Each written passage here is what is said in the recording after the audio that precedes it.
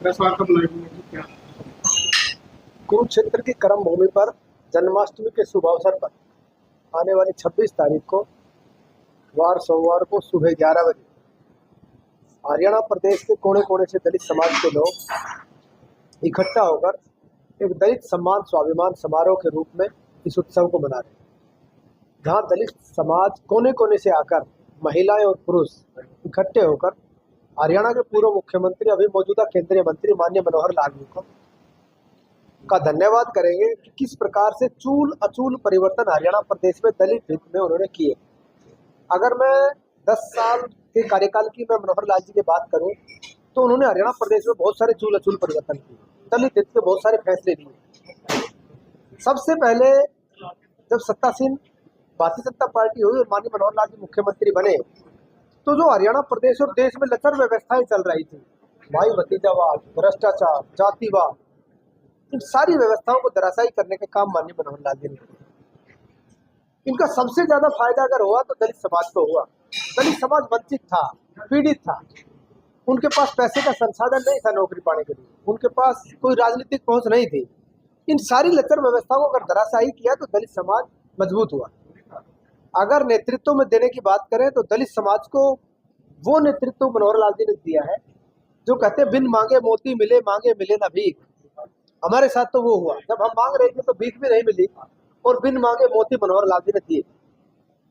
1966 में हरियाणा बनने के बाद दलित समाज की बहुत सारी प्रमुख मांगे थी। हरियाणा प्रदेश में अलग से एक एससी कमीशन बने, हरियाणा प्रदेश में सफाई कर्मचारी आयोग बने, हरियाणा प्रदेश में प्रमोशन में रिजर्वेशन मिले। ये पिछले 20 और 25 सालों से मांग उठती आ रही थी, लेकिन किसी सरकार और किसी मुख्यमंत्री ने इन मांगों की तरफ देखा तक नहीं। दलित समाज को वोटों का साधन समझ के सत्तासीन होकर दलित समाज को सीढ़ी बनाकर उनको इस्तेमाल करके नीचे फेंकने का काम किया, कभी दलित समाज को आगे बढ़ाने का काम नहीं किया। पहली बार मनोहर लाल जी ने पहली कलम से प्रमोशन में रिजर्वेशन देने का काम किया, हरियाणा प्रदेश में अनुसूचित आयोग बनाने का काम किया, हरियाणा प्रदेश में सफाई कर्मचारी आयोग बनाने का काम किया, जिससे दलित समर्थ और संपन्न। अगर योग्यता के आधार पर नौकरी की मैं बात करूं तो योग्यता के आधार पर जो नौकरी मनोहर लाल जी ने दी हरियाणा प्रदेश में, जो बच्चे बच्चे की जुबान पर है, बिन पर्ची बिन खर्ची अगर किसी ने नौकरी दी तो मनोहर लाल जी ने दी। उसका सबसे बड़ा फायदा दलित समाज को हुआ, क्योंकि दलित समाज बच्चे उनके पास पैसा नहीं था। ऐसे ऐसे लोग मैं आपको बता सकता हूँ जिनके घर पे छत नहीं थी, जो रेडी खड़ी लगाकर मजदूरी कर अपना पेट पाल रहे थे। ऐसे बच्चे HCS और सब इंस्पेक्टर भर्ती हुए। प्रमोशन में रिजर्वेशन एक बहुत बड़ा दलित समाज के लिए मील का पत्थर साबित हुआ। दलित समाज का कोई बच्चा अगर क्लर्क भर्ती होता था, क्लर्क से रिटायरमेंट हो जाता था, आज क्लर्क भर्ती होकर HCS तक जा सकता है, मनोहर लाल जी की देन। इन सब बातों को लेकर ये जो चूल अचूल परिवर्तन मनोहर लाल जी ने दलित समाज के लिए किए हैं, दलित समाज के कोने कोने से महिलाएं और पुरुष आकर हजारों हजार की संख्या में मनोहर लाल जी का धन्यवाद करेंगे कि दलित समाज को आगे बढ़ाने का काम किया। अगर मैं पूर्व की सरकारों की बात करूं, अगर मुख्य रूप से भूपेंद्र सिंह हुड्डा और कांग्रेस की सरकारों की बात करूं तो हर 18वें मिनट पर एक दलित पर अत्याचार उत्पीड़न होता था। इस प्रकार का आंकड़ा मैं आपको उदाहरण के तौर पर दे रहा हूं। उस समय में उनकी बड़ी नेता कुमारी शैलजा केंद्र में मंत्री थी, शहरी विकास और क्रियान्वयन मंत्रालय था उनके पास, और मुख्यमंत्री भूपेंद्र सिंह हुड्डा होते थे। उनके स्टेटमेंट में दिखा दूंगा टीवी चैनल पर और अखबारों के माध्यम से। उन्होंने कहा हरियाणा प्रदेश एक दलित उत्पीड़न प्रदेश बन चुका है, बलात्कारी प्रदेश बन चुका है। उन्होंने कहा दलित सुरक्षित यहाँ नहीं है। उस समय उनके नेता इस प्रकार की बात करते हो तो दलित किस प्रकार से असुरक्षित महसूस करते होंगे, आप सब समझते हैं।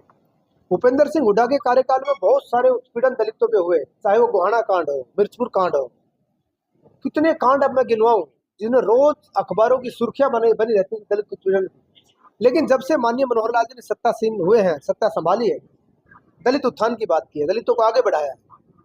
अगर नेतृत्व देने की बात हो तो दलित समाज में जीता जागता उदाहरण मैं हूँ। मैं जिला गुड़गांव का सबसे गरीब दलित हूँ, सबसे गरीब परिवार से मैं संबंध रखता हूँ, और मेरे जैसे व्यक्ति को अपनी मुख्य टीम में रख के मुख्यमंत्री निवास पे और सेक्रेटरिएट में एक ओहदा दे के बिठाना, ये जीता जागता उदाहरण दलित समाज को उसने आगे बढ़ाया। दूसरा सबसे बड़ा उदाहरण अगर हरियाणा प्रदेश में उन्होंने पेश किया तो राज्यसभा जब सीट खाली होती है और राज्यसभा के चुनाव होते हैं, आप सब लोग वरिष्ठ पत्रकार हैं, सब जानते हैं किस प्रकार से बोलियां लगाई जाती है। 50 करोड़ 100 करोड़ रुपए में राज्यसभा सांसद चुन के आते हैं।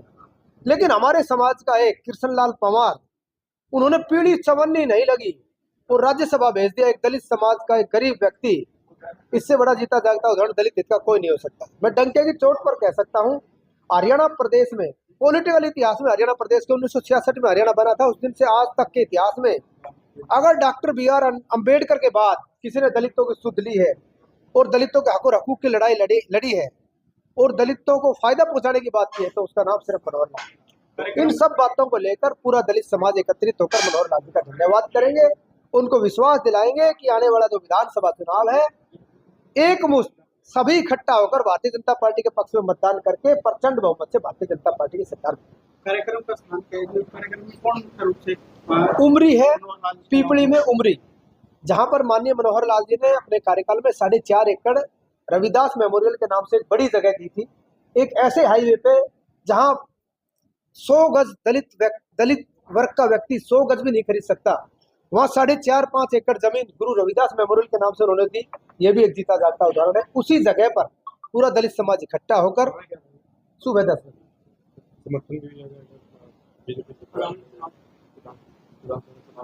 विधानसभा चुनाव के लिए जिले जिले से 21 महिलाएं एक प्रतिनिधि मंडल एक कलश के रूप में लेके आएंगी और कलश माननीय मनोहर लाल जी को सौंपेंगे कि ये कलश ये विश्वास दिलाता है जन्माष्टमी के ऐसे शुभ अवसर पर, जिसमें हमारी मातृशक्ति व्रत भी रखती है, ऐसे शुभ अवसर पर कलश के माध्यम से माननीय मनोहर लाल जी को विश्वास दिलाएंगी कि दलित वर्ग आज भारतीय जनता पार्टी